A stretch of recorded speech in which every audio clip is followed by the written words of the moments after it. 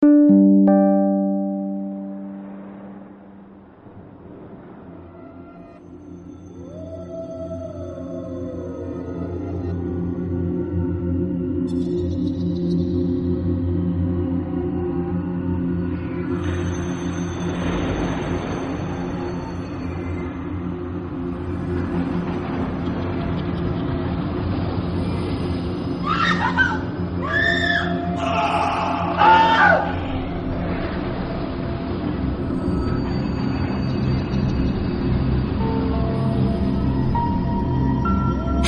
boys and ghouls. Welcome back to Antiquity Radio's 8 Weeks of Halloween. I'm your friend Starbuck, and I've got more old-time radio classics to frighten you with today. Coming up first, I have an episode of the Mercury Theater starring Orson Welles. This episode aired on July 11th, 1938. Originally intending Treasure Island to be the first of the Mercury Theater broadcasts, the 23-year-old Orson Welles abruptly changed his mind a week before the recording and set about adapting Bram Stoker's novel Dracula in a series of wine-soaked meetings with producer John Houseman. Stoker's epistolary novel, which lurches from place to place, from narrator to narrator, was the ideal starting point for a series Welles believed should fully exploit the freedom of location that radio could provide. This production stars Orson Welles, Elizabeth Fuller, George Coulouris, Agnes Moorehead, Martin Gable, Roy Collins, and Carl Swenson. So sit back and enjoy, kiddies, Dracula on Mercury Theater.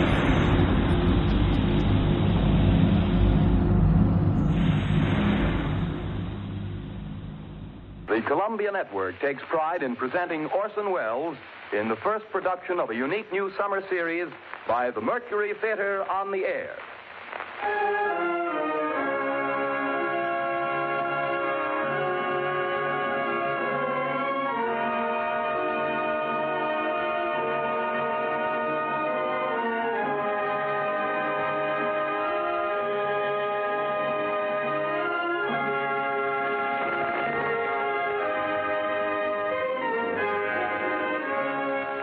In a single year, the first in the life of the Mercury Theater, Orson Welles has come to be the most famous name of our time in American drama.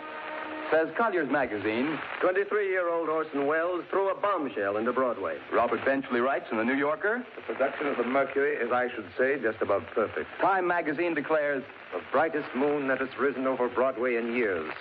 Welles should feel at home in the sky, for the sky is the only limit which his ambitions recognize. And finally, the United Press remarked, Meteoric rise of Orson Welles' Mercury Theater continues unabated.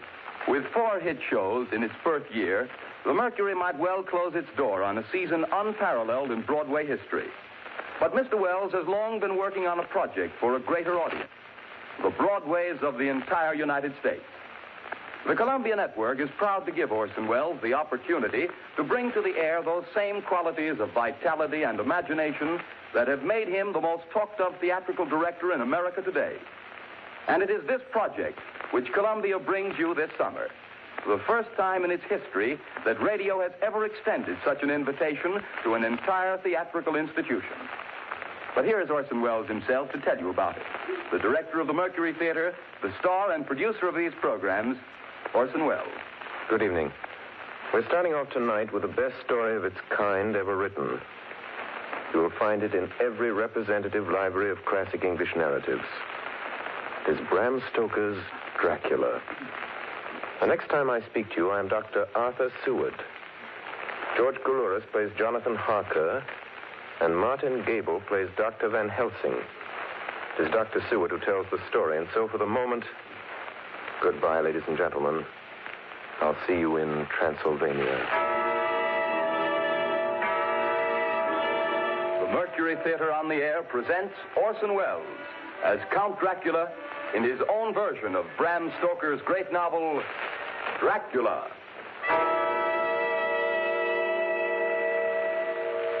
Ladies and gentlemen, my name is Arthur Seward. I'm here tonight to bear witness to the truth of certain events which you may find it hard to believe, but I ask you to believe them. I have here certain documents, telegrams, clippings from the press of the day, memoranda, and letters in various hands. All needless matters have been eliminated, so that a history almost at variance with the possibilities of contemporary belief may stand forth as simple fact.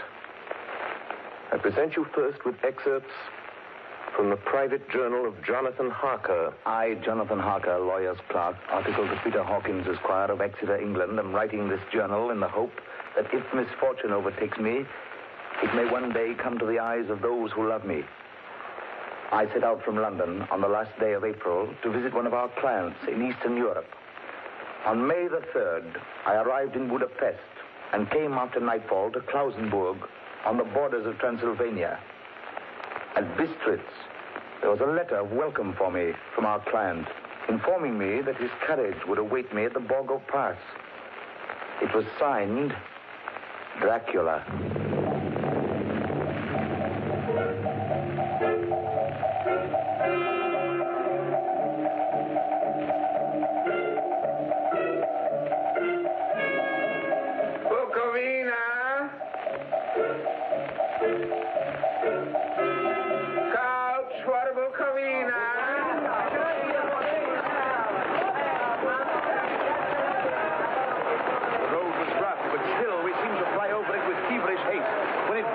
There seemed to be some excitement among the passengers. They kept speaking to the driver and looking at me and urging him on to greater speed.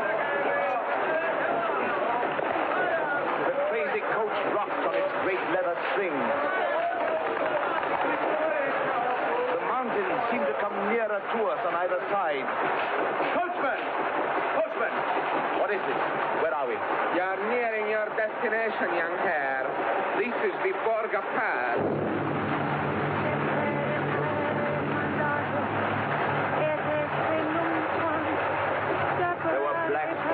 Clouds overhead, and in the air the heavy, oppressive sense of thunder.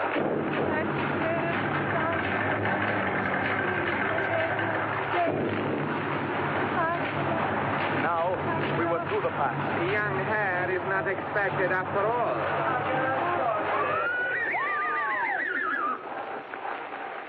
You are early tonight, my friend. A caleche with 4 horses are drawn up beside us. Let me help you, sir. The coachman smiled, and the lamplight fell on a hard-looking mouth with very red lips and sharp-looking teeth as white as ivory. We began to move.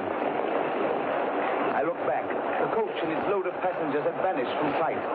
We swept into the darkness of the pass. I struck a match. It was within a few minutes of midnight. And then a dog began to howl somewhere far down the road. The wind was rising. It moaned and whistled through the rocks, and the branches of the trees clashed together as we swept along. It grew colder and colder still, and fine powdery snow began to fall. The baying of wolves sounded nearer and nearer, as though they were closing round us from every side. We kept on ascending, always ascending. The howling of wolves was growing less. Presently, it ceased altogether. And just then, the moon broke through the black clouds. I saw around us a ring of wolves running alongside the carriage. In silence, with white teeth and lolling red tongues, with long sinewy limbs and shaggy hair.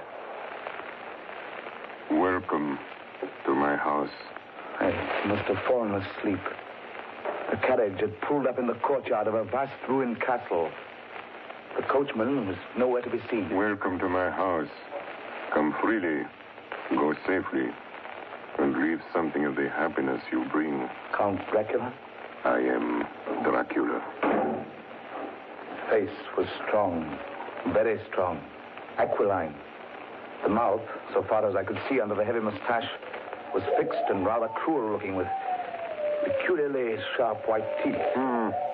You hear them, Mr. Harker. The wolves? The children of the night, as you say, Mr. Harker. The wolves. Listen. Come now. There are many things you must tell me tomorrow. Of England and of the estate there you have purchased for me. Yes. The estate is called Carfax, I believe. Yes, that is so. But now I will detain you no longer. You will find your room in readiness. And I advise you not to leave it during the night.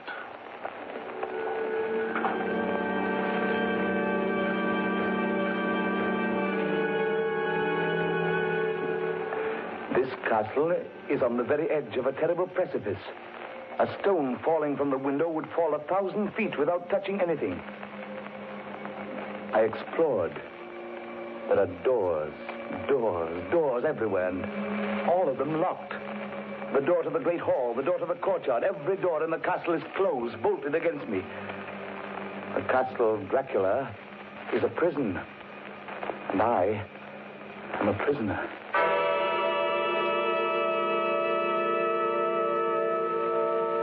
The next night, I couldn't sleep. So after a few hours, I got up and, lighting my candle, I placed my shaving mirror on the dressing table and was just beginning to shave. You seem restless, Mr. Harker. I hadn't seen him, although the reflection of the glass covered the whole room behind me. I turned to the glass again. I could see him over my shoulder, but there was no reflection of him in the mirror. It was blank. I started and cut myself on the side of the throat. The blood was trickling down my neck. Hans, my mirror! The blood! The blood! Wipe the blood from your face, Mr. Harker. And take care how you cut yourself. It is more dangerous than you think in this country.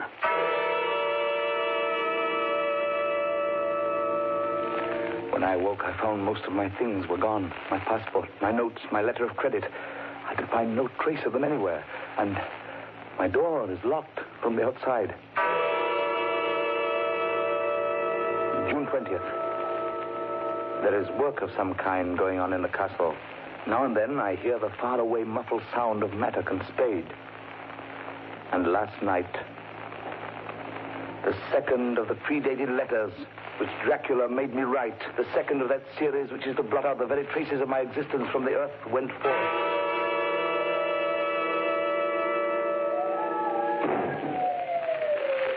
Count Dracula. Yes, my young friend. Well, what of me? When am I free? When can I leave this place? Free?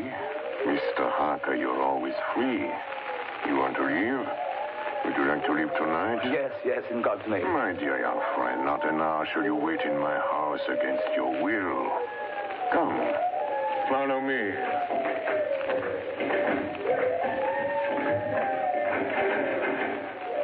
The door seems to be bolted. How strange. The door is locked. Well, in God's name, open it. As you will, Mr. Harker.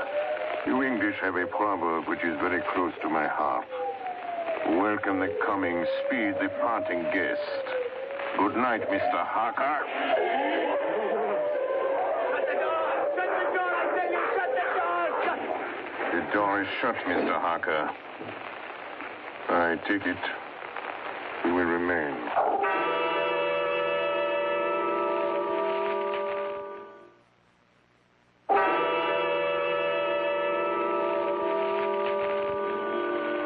Morning, June the 30th.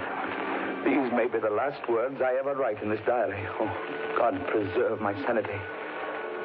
I have never seen Count Dracula by day. At sunrise, at the first cockcrow, he is gone.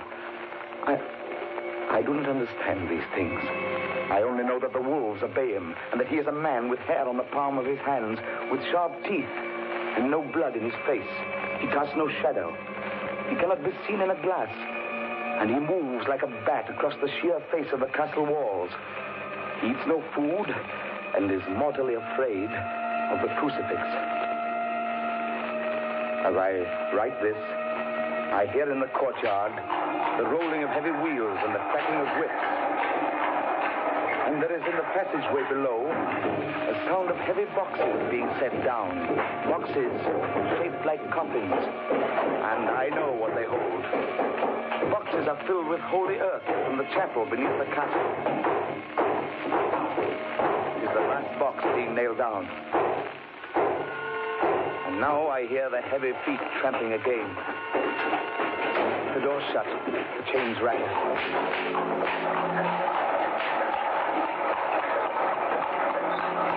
In the the courtyard and down the rocky way, the roll of heavy wheels, the crack of whips. Help! Help! Help! The wagons have gone. I'm alone in the castle. I'm alone in the castle. I'm alone in the castle. I'm alone. I'm alone. I'm alone.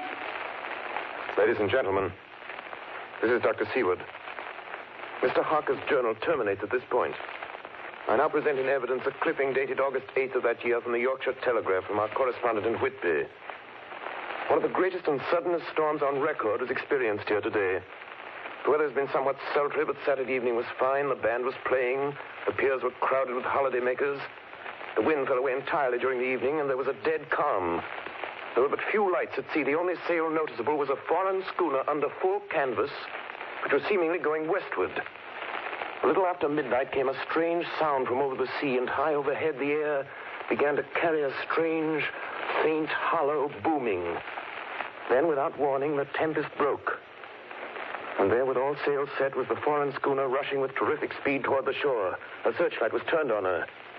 And there, lashed to the helm, was a corpse with drooping head which swayed horribly to and fro at each motion of the ship. A moment later, she crashed. And then a strange thing was seen. At the very instant she touched, a huge dog sprang up on deck from below and, running forward, jumped from the bow onto the sand and, making straight up the east cliff toward the graveyard, vanished into the night. The Coast Guard, going aboard at dawn, found the dead man fastened to a spoke of the wheel. Tightly clutched in one hand was a crucifix. The man must have been dead for quite 2 days. In the pocket of the dead man's coat was found a bottle, carefully corked, containing a roll of paper. This proved to be an addendum to the ship's log. There was found on board only a small amount of cargo, and that of a most unusual nature.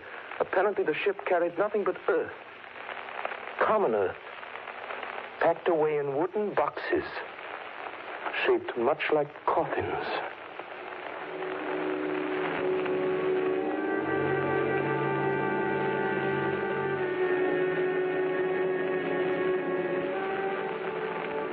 Of the Demeter, July 6th. Finished taking in cargo, a queer cargo, boxes of earth.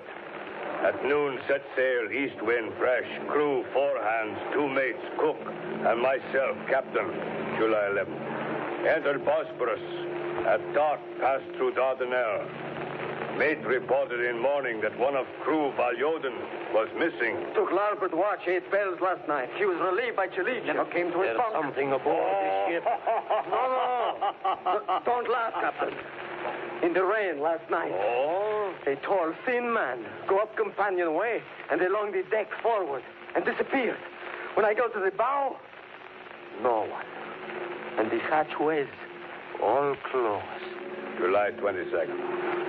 Rough weather last 3 days. All hands busy with sails. No time be frightened. Past Gibraltar and out through straits. All well. July 24th. Last night, another hand was lost. Disappeared. By Chilic.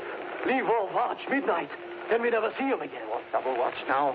I don't take watch alone no more. Double watch. Double watch. July 29th. Had single watch tonight as crew too tired to double. When morning come... Hey! Hey, below! Banoiti!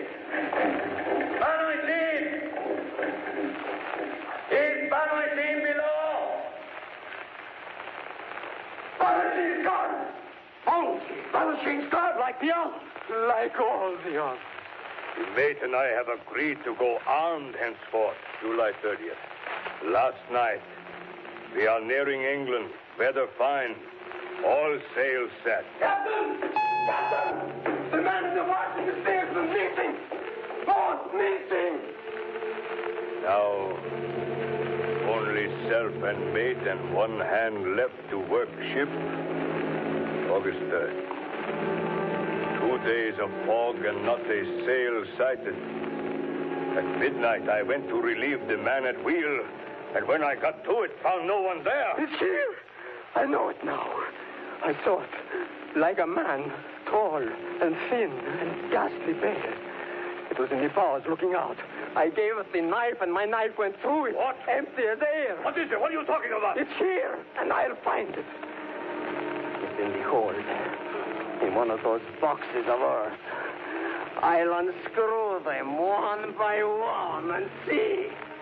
And see. He is mad. Stark raving mad. It's no use my trying to stop him. He can't hurt those big boxes. They are invoiced as common earth. I know the secret now. The sea will save me from him. That's all that's left. That's all that's left. August 4th. I am all alone on my ship. And still the fog. I dared not go below. I dared not leave the helm. So here all night I stayed. And in the dimness of the night, I saw it. I saw him. God forgive me, but the mate was right to jump overboard. It was better to die like a sailor in the blue water. But I am captain, and I must not leave my ship. I shall tie my hands to the wheel when my strength begins to fail. And along with them I shall tie that which it dare not touch, my crucifix. I am growing weaker, and the night is coming on. God and the Blessed Virgin help a poor ignorant soul trying to do his duty.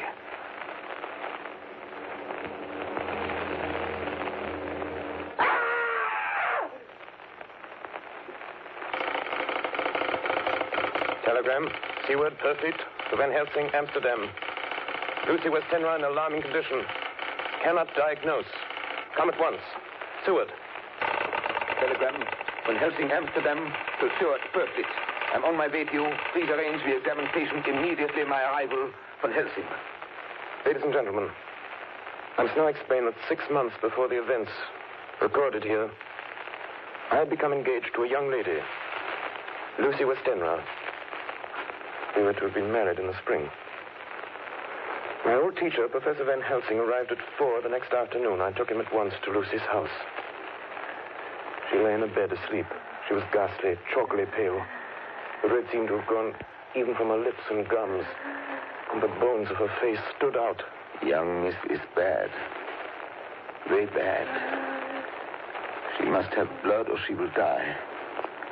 Yet she is not anemic. The qualitative analysis of her blood gives quite normal condition. It is strange. I do not like to think how strange. Look! My God, her throat, look! The black velvet band that she always wore had dragged up a little and showed a red mark on her throat. Just over the external jugular vein were 2 punctures, not large, but not wholesome looking.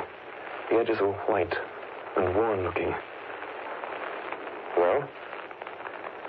Well, what is it, Professor? What's wrong with her? Speak frankly. You can tell me the worst. I wish I could, Stewart. I wish I could. But I do not dare. But won't you tell me anything? I will tell you this. Your young lady is in a danger greater than death. You must believe me.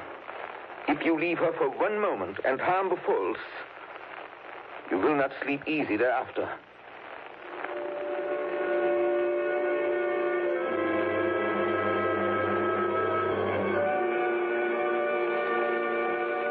September 8th. I sat up all night with Lucy. Arthur, I'm afraid. Night, dear. You can sleep tonight. I'm here watching you. Nothing can happen. And I promise if any sign of bad dreams, if I see anything, I'll wake you at once. You will? Will you really? Then I'll sleep. I sat all night by her bedside. She did not wake once during the night, although her brows or a bat or something flapped almost angrily against the window panes.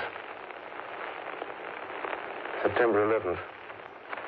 Still quoting from my private journals. At this time that I received a message from Purfleet.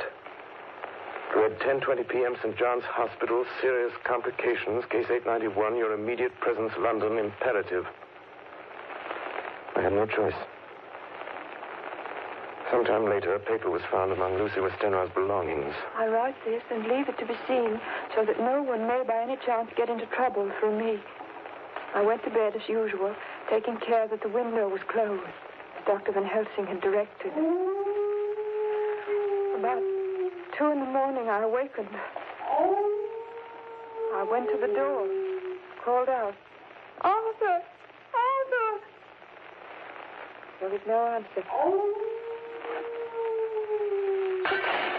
Something's broken the window. I'm in the room, alone. I dare not go out. The house seems empty. The air is full of specks, floating, circling in the draught from the window.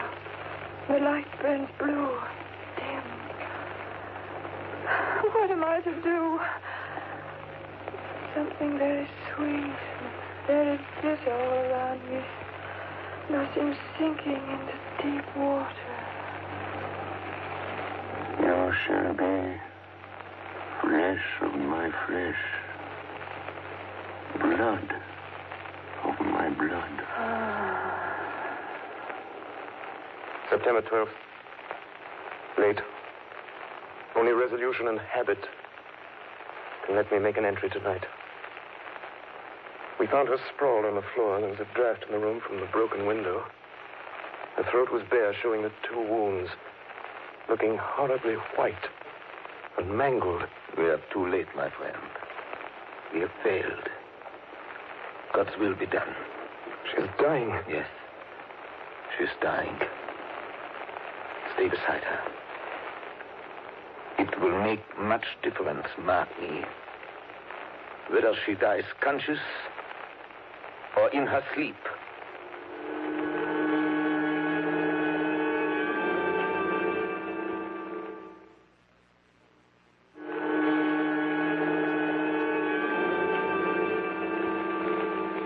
It was late in the afternoon before she opened her eyes. Arthur, oh, my love, I'm so glad you've come.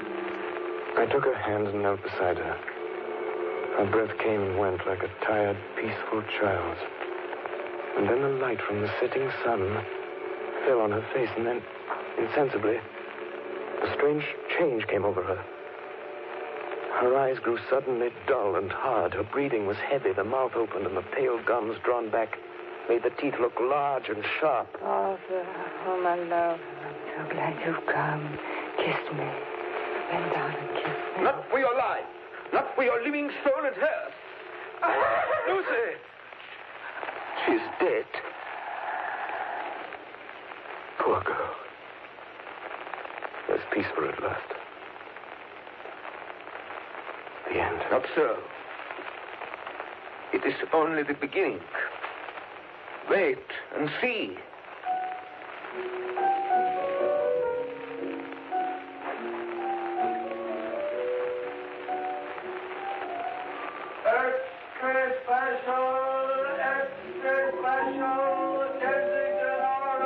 Gazette, September 25th.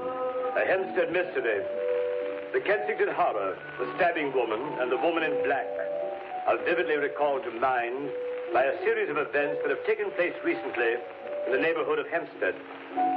Several cases have occurred of young children straying from home or failing to return from their playing on the heath. In all these cases, the children have given as their excuse that they have been with a beautiful lady who offered them chocolates. In each case, the child was found to be slightly torn or wounded in the throat. The wound seemed such as might be made by a rat or a small dog.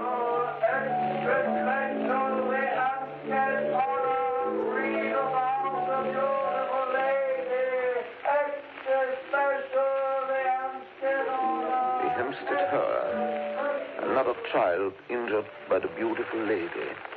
We have just received intelligence that another child missed last night was only discovered late in the morning. It has the same tiny wound in the throat. Well, Stuart, what do you think of that? You mean to tell me, my friend, that you still have no suspicion as to what poor Lucy died of? Nervous prostration, following great loss and waste of blood. And how was the blood lost or wasted? You are a clever man, my friend, and a good doctor.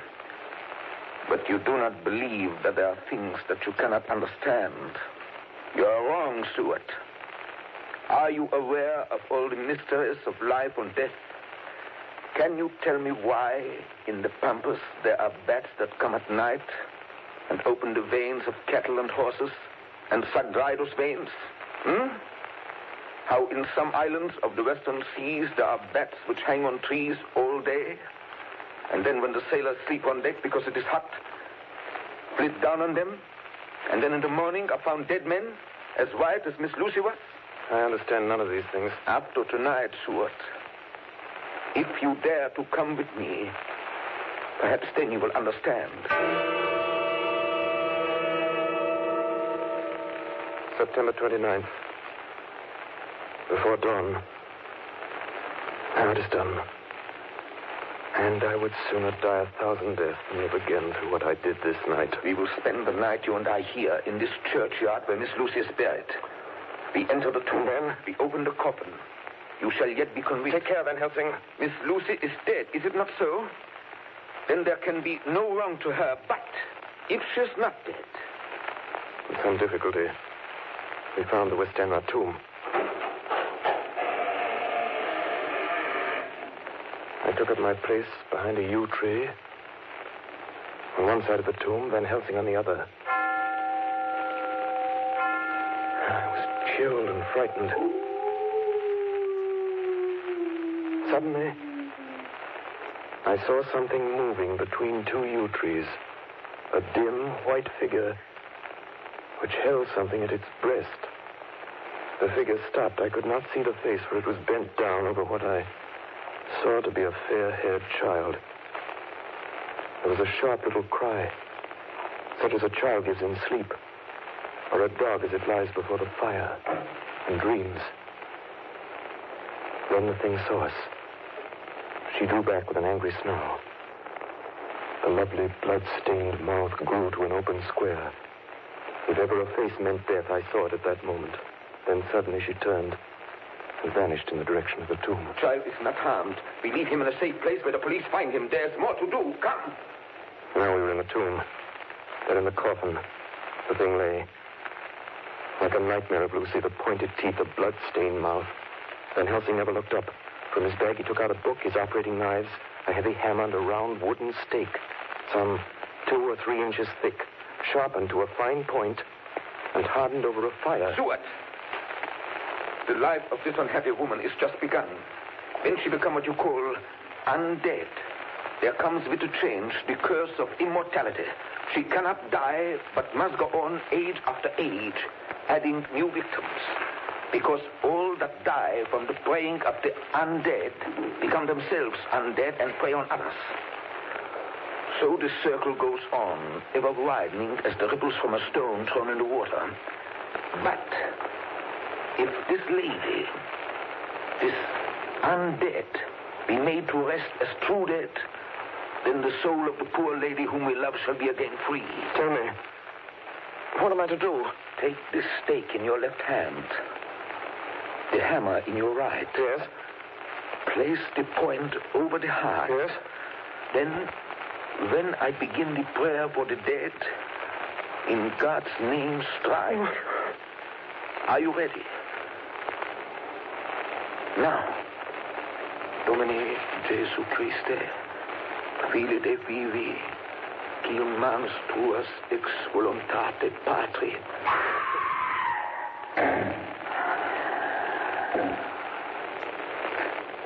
On the morning of July 11th, a man was found on the border of Transylvania.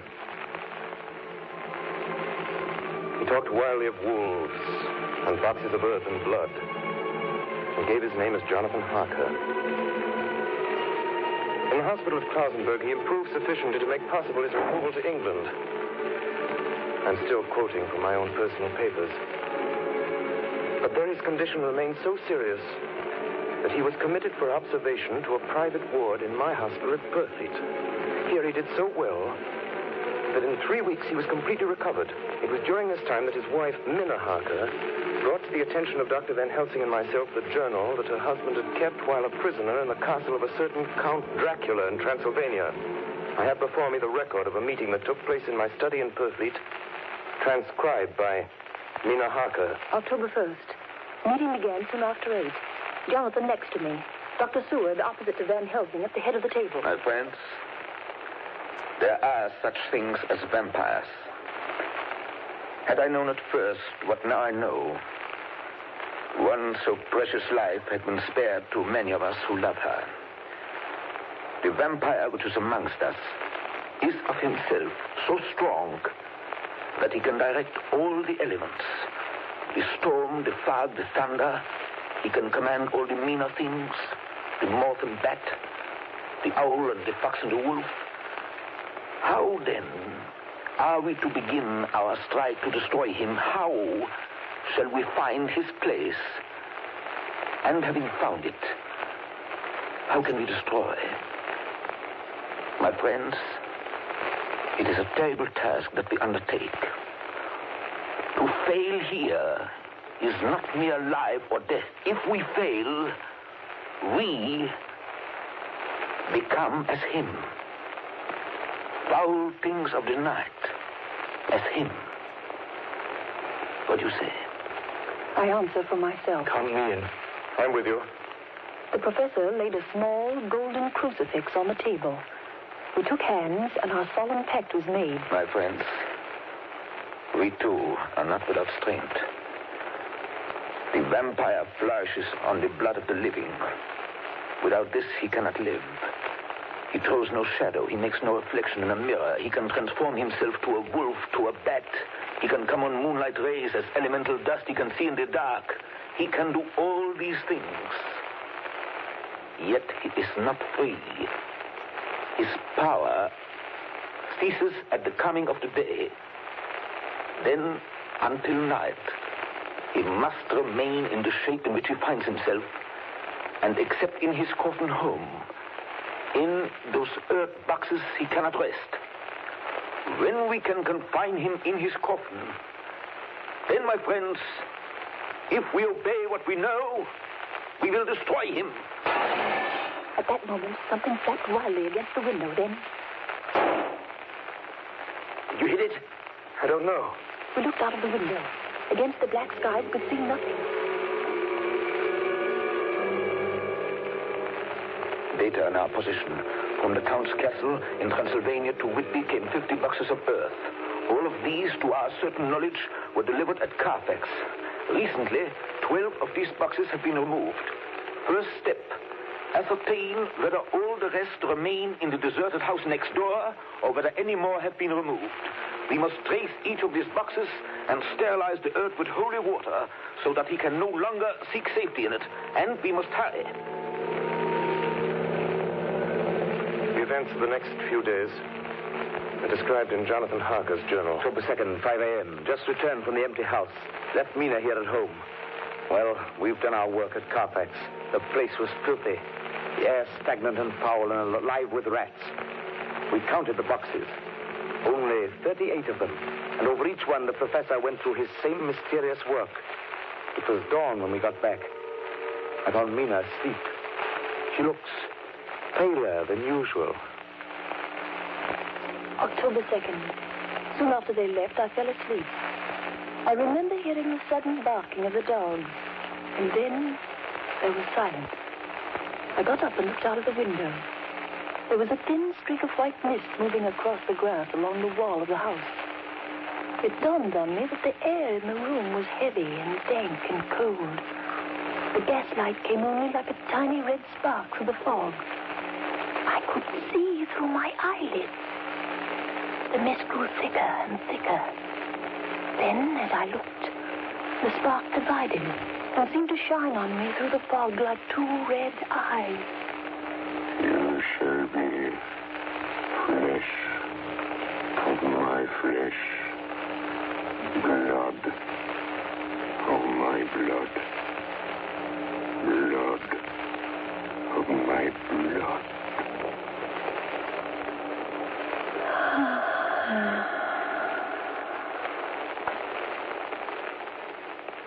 October 2nd, 8 p.m. They're on the track. 12 boxes were delivered last week to an empty house at 347 Piccadilly. My dear friends, until the sun sets tonight, Dracula must retain whatever form he now has. We have this day to hunt out all his lairs and sterilize them. Then he will have no place where he can move and hide. But we have only until sunset. The house in Piccadilly was empty, like the one at Purfleet. The same sickening smell was in the air. On a table, we found a clothes brush, a brush, and a comb, and a basin. The latter containing dirty water, which was reddened as if with blood. The boxes are back here. 8, 9, 10, 11. Only 11. There's a 12th box somewhere. Gentlemen, it is after 6. The sun is setting. We've no time to lose. He will return at any moment. Open the boxes. Quiet. Listen. Be ready. It is he! The window! You waste your bullets, gentlemen. You think you baffle me? You with your pale faces all in a row like sheep in a butcher's. You think you've left me without a place to rest. But I have more. And time is on my side. The one you love is mine already. I have known her. Already my mark is on her throat. Flesh of my flesh. Blood of my blood. She is with me always. Over land or sea.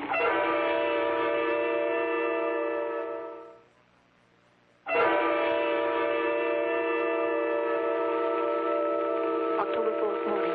Another meeting in the study of poetry. We must find that last remaining box, gentlemen. We must find it. As long as that earth exists impure, as long as there remains one place of refuge for Dracula, there is no safety and no peace for any soul in England. And for the undead, never peace so long as he lives. Blood of my blood. Blood of my blood. Mina, how do you know that? Quiet.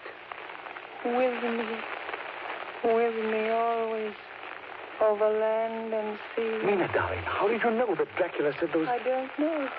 The words just came. Strange. There are times when somehow I feel that I'm with him. At sunset? Yes. Just at sunset. And again at sunrise.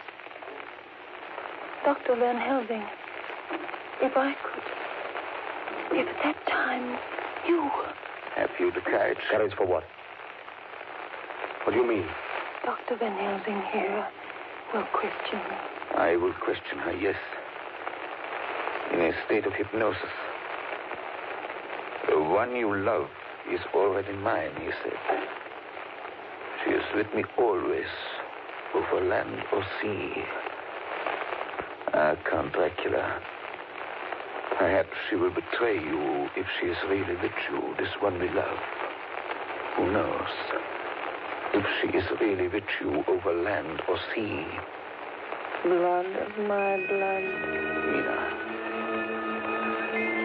Yes. Answer me, Mina. Are you with him? Yes, I am with him. Where are you? I do not know. It is all dark. What you hear? The lapping of water. I can hear it on the outside. Then you are on a ship. Yes. What else do you hear? There is the creaking of an anchor chain. What are you doing? Still. Oh, so still. It is like death. It's like death. Here's a report from Matson Peabody, shipbrokers. Dated October 5th, according to Lloyd's list, the only sailing ship that left for the Black Sea yesterday was the Tsarina Katrina, bound for Varna. Some hours before she sailed, a man came alongside, all in black, driving a cart with a great box in it. This he lifted down single-handed and carried below. No one remembers having seen him after that, as heavy mist came up over Doolittle Dock until sailing time. The rest of London Harbor remained completely clear. Our plans are made. The average sailing time from London to the Black Sea is 3 weeks. We can travel overland to the same place in 3 days. We shall be there waiting for him when he arrives. October 15th, arrive Barn about 5 o'clock. Mina seems stronger. Every morning before sunrise and just before sunset, she speaks to Van Helsing in a trance. Are you with him, Mina? Tell me, are you with him? I am with him. What can you see? Nothing. All is dark. What can you hear? I can hear the waves lapping against the ship and the water rushing by. The wind is high. I can hear it in the shrouds and the bow throws back the foam. So, the Tsarina Katrina is still at sea, hastening on her way to Varna. The Count cannot cross running water, so he cannot leave the ship without being observed. What do you hear, Mina? Lapping waves and rushing water. Darkness. Darkness and wind. A whole week of waiting. Daily telegrams from Lloyd's. Not yet reported. Rushing water and creaking masts. Darkness. Darkness and wind. October 24th. Telegram. Lloyd, London to Harker. Tsarina Katrina reported this morning from Dardanelles. Lloyd's, London to Harker, October 28th. Tsarina Katrina in heavy fog reported entering Galatz Harbor at 1 o'clock today. Galatz is 38 hours from here, and the first train for Galatz leaves at 6:30 tomorrow morning. My friends, we have lost.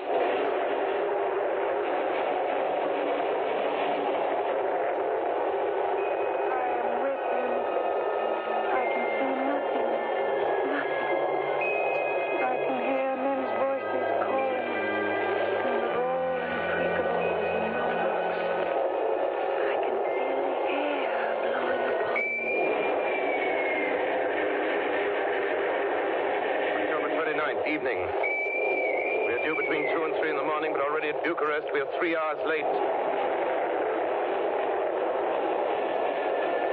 Something's going on. I can feel it passing like a cold wind. I can hear far off confused sounds. Men talking in strange tongues. Tears falling water in the howling of wolves. There's another sound. Queer sound. Light. Like what? Speak, Mina. Speak, I command you. I command you to speak.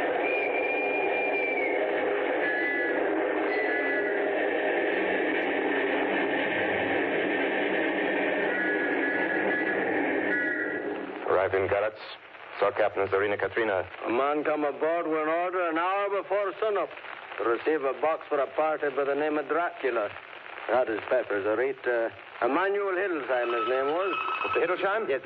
You unloaded the box yesterday. I gave the Kyloff by order. Kyloff. Mr. Kyloff? Hey, look. This morning they find him dead inside the churchyard of St. Peter. They find him dead with his throat torn open. October 30th evening. There are 2 ways in which Dracula can get back to his own place. By land or by water. We've examined the map and find the most likely river is the Sereth. You and I, Seaward, will charter a steam launch and follow him up the river. Van Helsing and Mina will take the train to Veresti, and from there they will From there we shall go in the track where Harker went, from District over to Borgo. If you have not caught him before, we shall be awaiting Dracula there.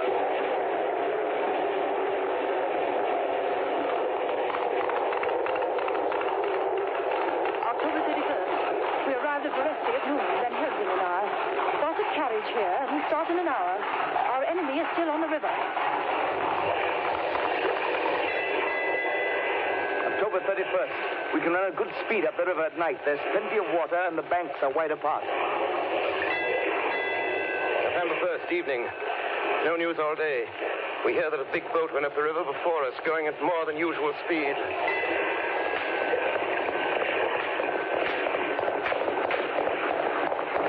November 4th. All day driving. The country gets wilder as we go. By morning, we shall reach the Borgo Pass. Remember the fourth evening. We've left the launch. We've got horses, and we follow on the track along the river. We are armed. Look! Quick! There they are now! Heading west! With the dawn, we could see the Slovaks some miles before us, dashing along the river with their wagons. On it is the great box.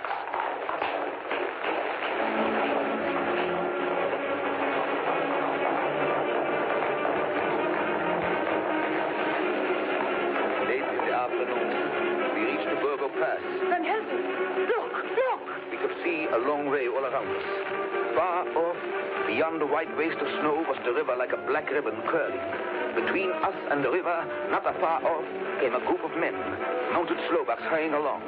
In the midst of them was a wagon which swept from side to side. On the wagon was a great box. Look! We see two horsemen following fast, coming up from the south. Now the horsemen are not more than a mile behind. Now the wagon is quite close to us. We can see the great box swaying crazily. Now they are almost upon us.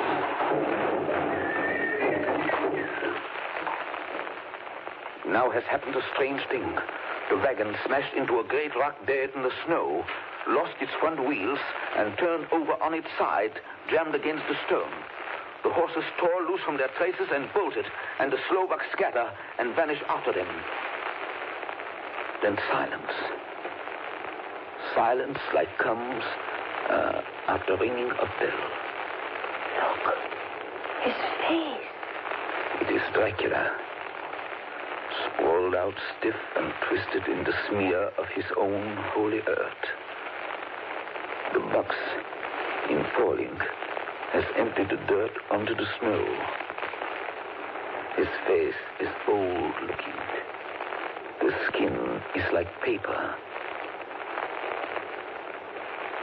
Dr. Seward, there's no time. Look at the sun. Sunset. In 1 minute there is darkness and he is forever lost to us.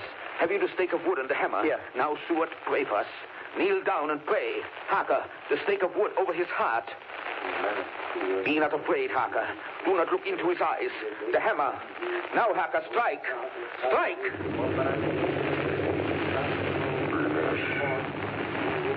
Flesh of my flesh. Guilt of my guilt. Death of my death. Speak and be manifest in the instant of your master's peril. Elements of darkness, rain, evil winds, mist, and mold, and tempest. The others couldn't. But somehow I can hear him speaking behind his eyes. Claw, wing, tooth, scale, tissue of flesh, death of my death, dead and undead. The hand of the living is over your master. Console him, my children. This instant is no longer than the space between two heartbeats. But the night is not here, and I am lonely. Come to your master, my children. Beguile him now in the instant of his peril. Beguile him with the sound of your names. Claw, wing, tooth, scale, tissue of flesh. Strike, Harker, strike! There is one very dear to me who has not answered. My love, Mina. There is less than a minute between me and the night. You must speak for me. You must speak with my heart. Give them to me! Jonathan, give them to me! The stake of wood and the hammer! I shall never forget that moment. The look on poor Mina's face as she stood there, the angry scar standing out on her throat, her eyes like living coals in the last red of the sunset. She had torn the stake and the hammer out of my hands with the strength of an animal. Mina, do you know what you've done, woman? You know what you've done to us? You've released him. The evil is free. Look! The sun! As we looked down at Dracula, the eyes saw the sinking sun, and the hate in them turned to triumph. Flesh of my flesh. Come to me, my love. Come into the night. Agnes. You have served me well. My love. My bride.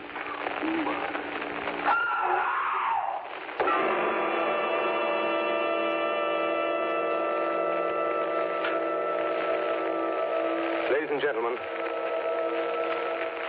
all the evidence in this case is now before you. I've added nothing. And to the best of my knowledge, I've omitted nothing that might help to throw light on the extraordinary events of the year 1891, which culminated on that terrible evening in the Borgo Pass.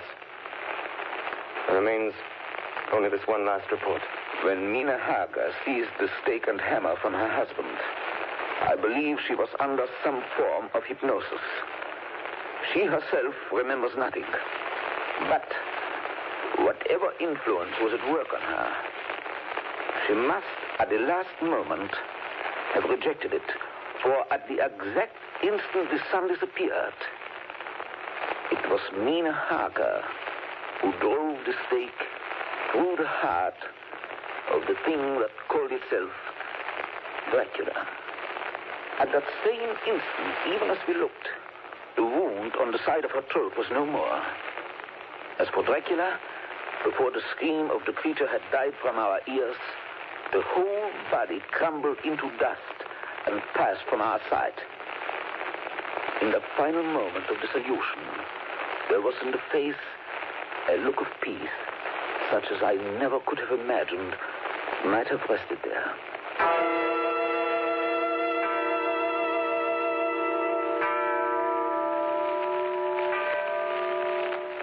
Tonight's production of Dracula by Orson Welles and the Mercury Theater was the first of 9 CBS broadcasts in which this brilliant group will bring to life a series of great narratives. In the cast tonight, Dr. Van Helsing was played by Martin Gable, Jonathan Harker by George Coulouris, Dr. Seward by Orson Welles, the Russian Captain by Ray Collins, the Mate by Carl Swenson, Mina Harker by Agnes Moorehead, Lucy Westenra by Elizabeth Farrar, and Count Dracula by Orson Welles. Bernard Herrmann composed the original music and conducted. Dan Seymour speaking.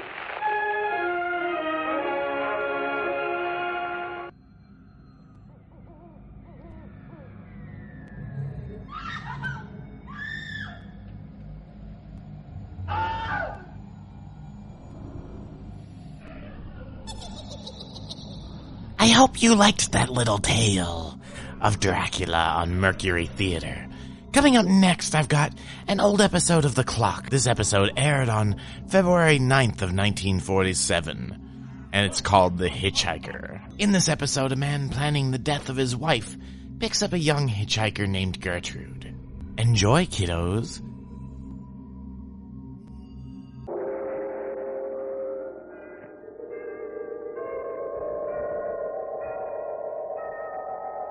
Sunrise and sunset, promise and fulfillment, birth and death.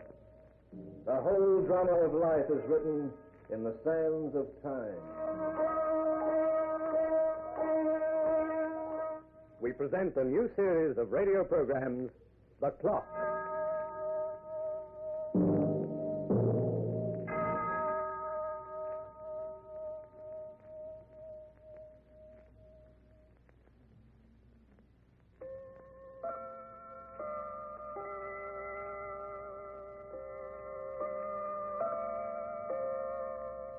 Time is uniform. There are just so many seconds and hours and minutes in each day. Their length never changes, and yet they often seem to change.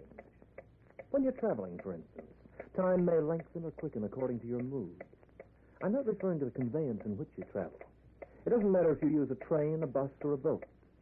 But when you travel by car, alone, when you sit behind the wheel and watch the highway ribbon out in front of you for mile after endless mile, time hangs heavy on your hands, and you long for a way to ease the monotony.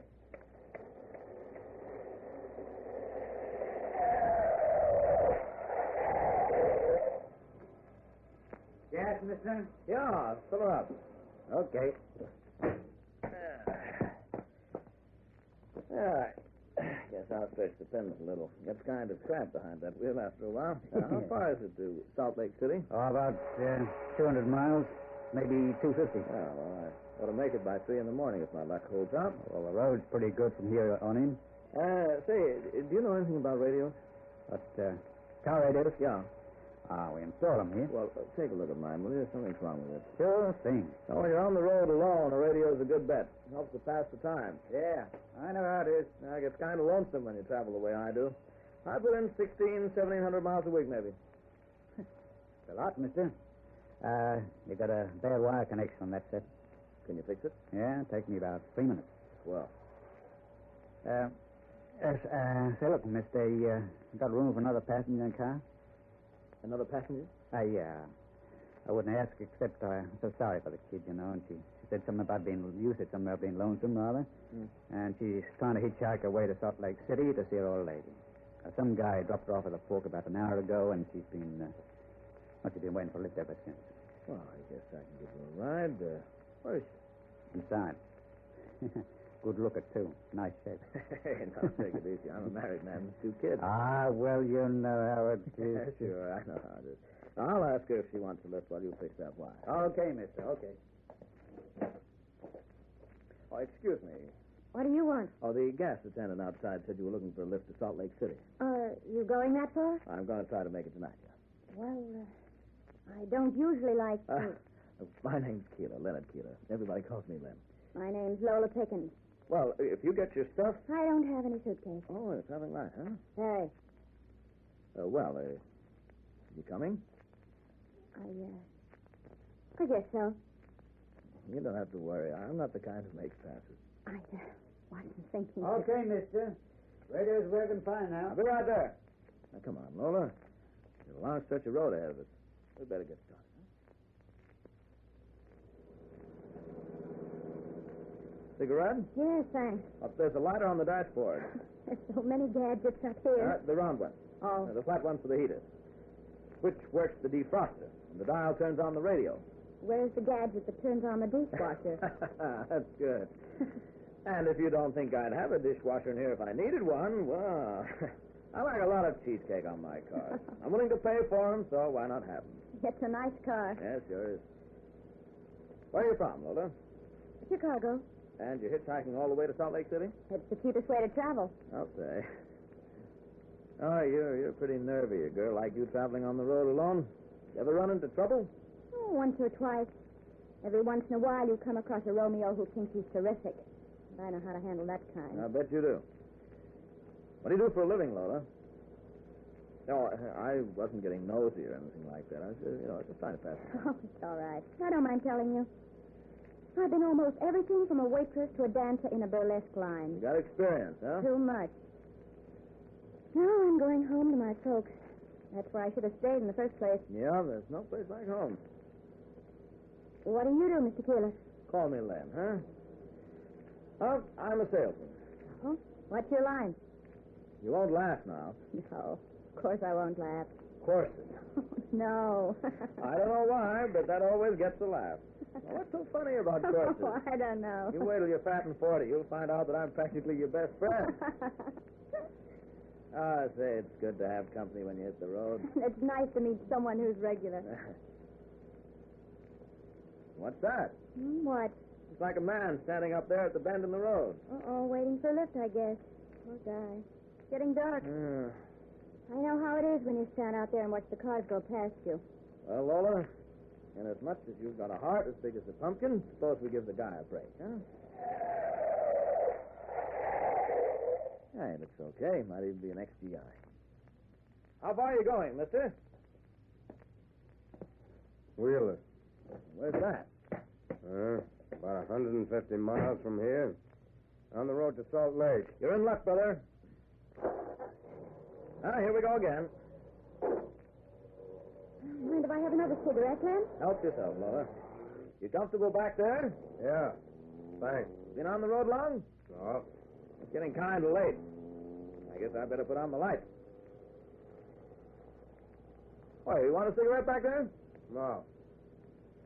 Well, as long as we're all traveling together, I may as well introduce myself. My name's Keeler. This is Miss Lola Pickens. Rhymes with chicken. Or a scream.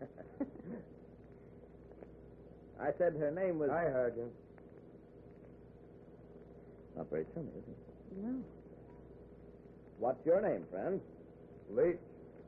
Mind if I ask you what your job is?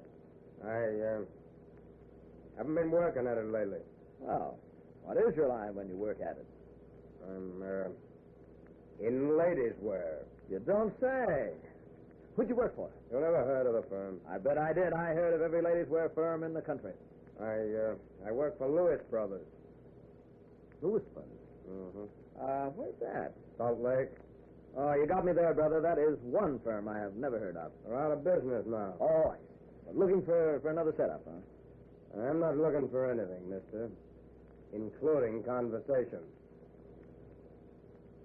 Well, I just thought No, that... leave him alone, man. Maybe he just doesn't want to talk. That's all right with me.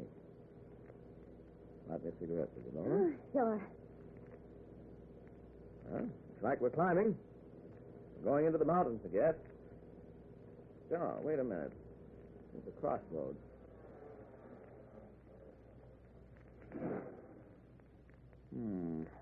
Route 7, Salt Lake City. Route 7A, Salt Lake City. So you get there either way. Wait till I take a peek at the map and see which is the shorter here. Take Route 7, mister. It seems like 7A is shorter. Listen to me. Take 7. Now, wait a minute, friend. I'm still driving this car. We'll take 7A. Is it shorter? Sure. Save maybe 20 miles. Goes through the hills. This car can climb like nobody's business. Hope the good weather keeps up. The radio said it might get foggy before morning. Hey, that reminds me. May as well have some music. Don't put the radio on, mister. Why not? I don't like music. Now, look here, friend. Seems as though you don't like anything in this car at all. Maybe you want me to drop you off at the next turn. No. No, don't do that. Look, don't mind me, mister. I haven't been feeling so well lately. I'm sort of convalescing. Oh, that's different. But if you don't mind my saying so, a good disposition never stopped anybody from getting better. Sure, you're right. What was the matter with you? It was my ear. Your ear? Oh. Mastoid? Not exactly, no. But I'm all right now. Oh, I'm glad to hear. Lola? Yes, sir? Snap that radio on, huh? It's got to warm up first. Good set, though.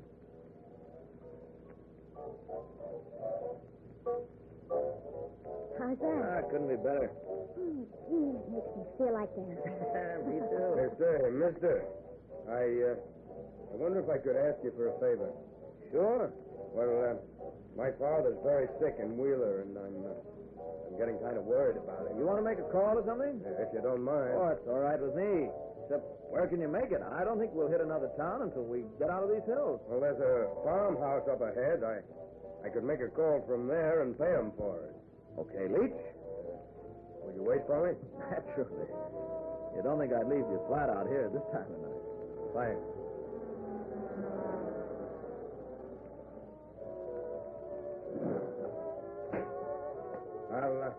I'll try to make it fast. No hurry. He's a funny kind of guy. Yeah, let's see. All the time he was sitting in the back seat, I got a creepy feeling. Creepy? Like he was staring at the back of my neck or something. Oh, it's a nice neck. I don't blame him. We interrupt this program for a special announcement. What's this? We've just been notified of a full state alarm broadcast for an inmate of the Lowell Hospital for the Insane located near Pike City. That's only about 20 miles, all right? This man escaped from the asylum 2 hours ago, and he's a very dangerous homicidal maniac. His name is John Slade, although he is probably using an alias. He is 5 feet 11 inches tall, light brown hair, blue eyes, about 170 pounds. Listen. This man is dangerous to both men and women, and he strikes without warning. He may possibly be immediately identified by the fact that he has an insatiable desire to cut small sections from the hair of his victim. If you see this man, please notify the nearest state police barracks. Now we return you to our regular program. When? Oh, wait a minute. Simply because that general description fits Leach. But how do we know? Huh? What's the matter, Lola? I can feel... Look at my hair at the back lens. Oh. There's a piece of your hair missing.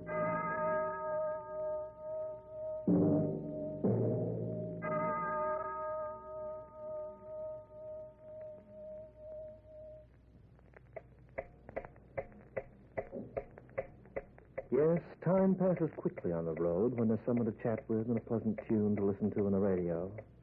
But when that tune goes sour and the conversation turns to death, time stands still. Oh, no.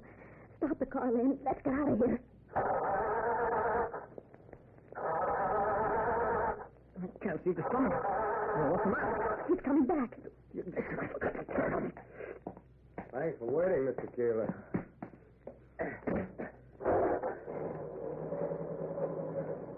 Did you reach your father? No, the line was busy. Well, then try again at the next phone house. Never mind, I can wait. Lynn? Yes? You're all out of cigarettes. Yeah, here, I got some. No. What? I mean, I don't want to smoke right away now. Anyway. How about you, Mr. No, thanks. No. Hey. What's the matter, Miss Dickens? I thought you touched me. Is that any reason to jump like that? I'm sorry. I didn't mean anything by it. I was just going to ask, would you folks mind if I sat up front? No. Okay. I mean, you can't sit here. I can? There's not enough room, Leach. Oh. Don't you need some gas, Lynn? Gas? Oh, sure, yeah, gas. Yeah, I'd better gas up at the next station, if we can find one. I'll keep my eyes open. Say, maybe it would be cozier if Leach sat up here with us. No. We could stop the car for a minute, and he could get out and come into the front. Out? Oh, sure.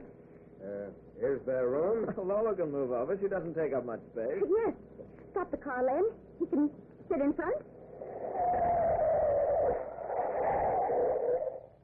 Okay, Leach. Hop out and come in front. Step on his Lynn. Hey! Come back here! Come back here! We've left him behind.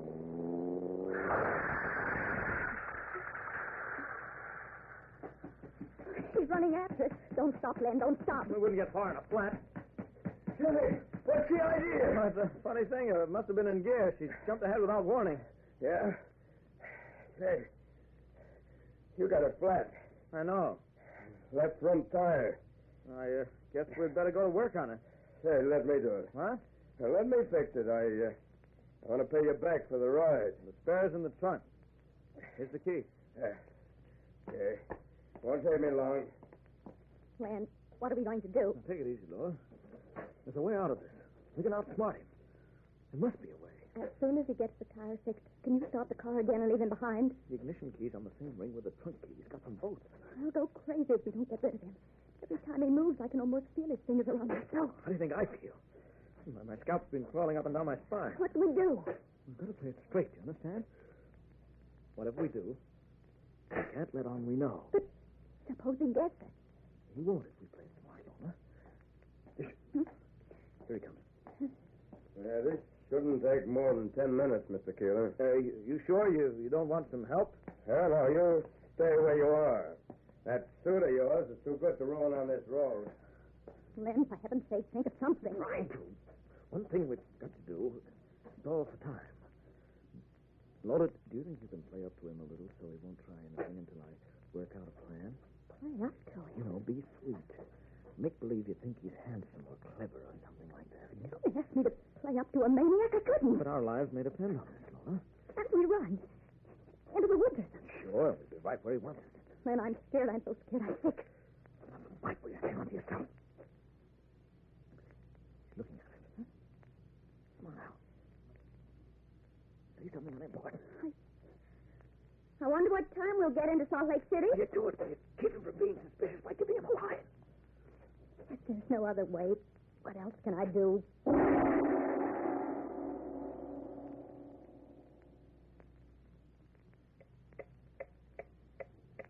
To Len and Lola, changing that tire seemed to be an age. But to Leach, it was just one of those things. Okay, Mr. Keeler, she's fixed. Thanks a lot. Don't mention it. We'll stop off at the first gas station to have that other tire. Hey, didn't you say you needed some gas? Yeah. The gauge on your dashboard says you're full up. That gauge doesn't work too well. You can't trust it. Well, give me the keys, Leach. I think I'll drive, Mr. Keeler. What? For safety's sake. You know, you've been behind the wheel for quite a while, I imagine. It's better if we change over. But, you see, I'm not tired. Move up, Mr. Keeler. Let me take over. All right, if you insist. I can sit in the back. No, stay here with me in the front. Sure, there's plenty of room. Look over, Lola. All set? Yeah. Here we go. Tell you the truth, I'd like to see Lola again. Would you, Mr. Leach? You remind me of someone I used to know. Who is she? Her name was Charlotte. Charlotte? That's nice. Like in Ruth, huh? You said her name was Charlotte? That's right. She's dead. Oh. Maybe you're getting tired, Leach. Not a bit. I just started to drive. You're not used to the car. I'll let you know when I'm tired. Aren't you going rather fast? 55, that's all. That's all right. This car can take it. We ought to be hitting a town pretty soon now. Why are you slowing down? I'm taking this turn. But how do you know it's the right one? I know. All right, Lola. Don't be a backseat driver now. Do you know this road, Mr. Leach? I've been over it before. The woods are kind of thick here. Yeah. Why don't we pass the village? I can't understand why... Don't be afraid. I mean, well, we're strangers, but we're both nice guys. Aren't we, Leach? We don't have much farther to go. We don't? What do you mean? We're not even near Salt Lake yet. I mean we don't have much longer to ride in this jalopy until we get out of these woods. Oh. You know, I think it's the first town we've come to. I'm getting a hotel room. I'm tired, and I guess I'll call it a night. Well, anything you say, Miss Pickens. You won't forget to stop, will you? I won't forget. What time you got, Mr. Keeler? 8:20. Oh, that's fine. Is it? What's the matter now? Why are you slowing down again? There's a sign at that road fork. I want to read it. Can't you read it from here? No. What's he doing? Looking up and down the road. Lanny wants to make sure there are no other cars. All right. We can't wait any longer. Reach into that side pocket fast. Have you got a gun? No, but I just remembered there's a pocket knife in there. Quick. Here.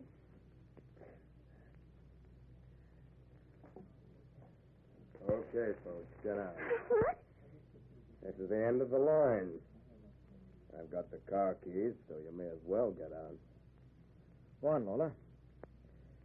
Do as he says. Yeah, that's right. Is this a hold-up? Hold up? No. Then what's the big idea, Mr. Leach? You'll find out, Mr. Keeler, in just a second. Maybe we won't wait that long.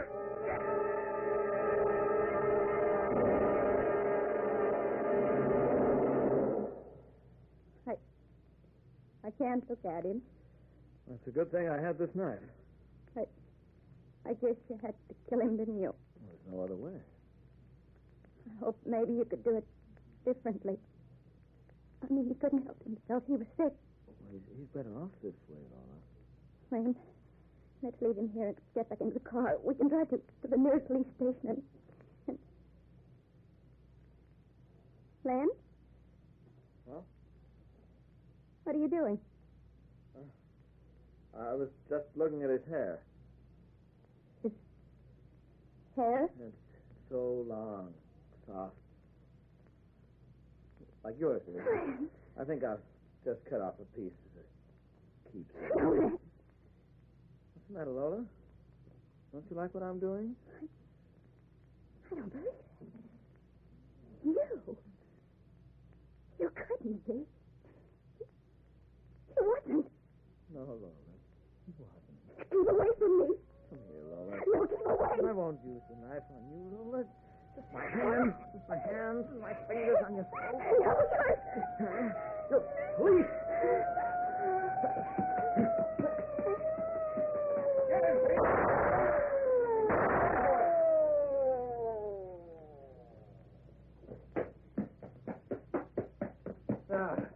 Are you all right, miss?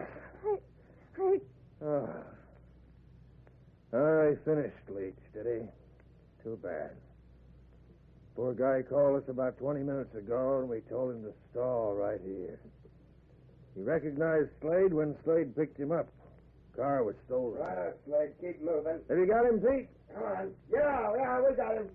Are you sure that you're all right, Mass? I've never felt better in my life.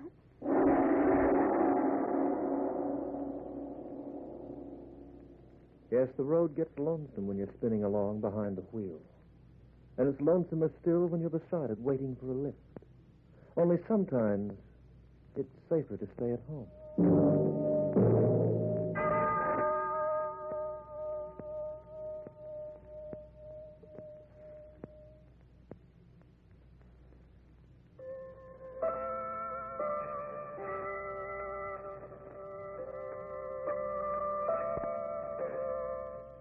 Well, as the walrus said to the carpenter on that memorable occasion at the beach, the time has come and I must be on my way.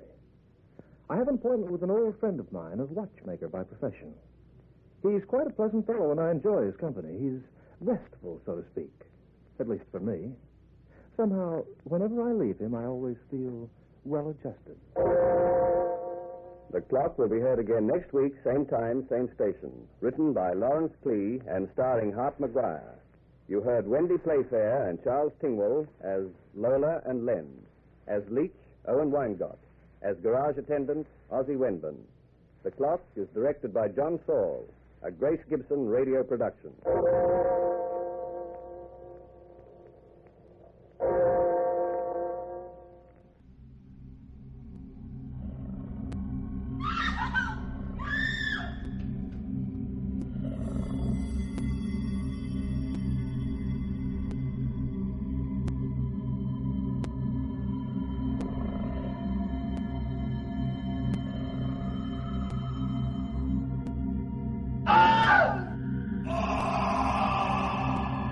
Well, I hope you enjoyed our little soiree this evening with a couple of my favorite old-time radio shows. This is your old friend Starbuck saying so long, and we'll catch you next week on Antiquity Radio's 8 Weeks of Halloween. So, be safe out there, kiddos.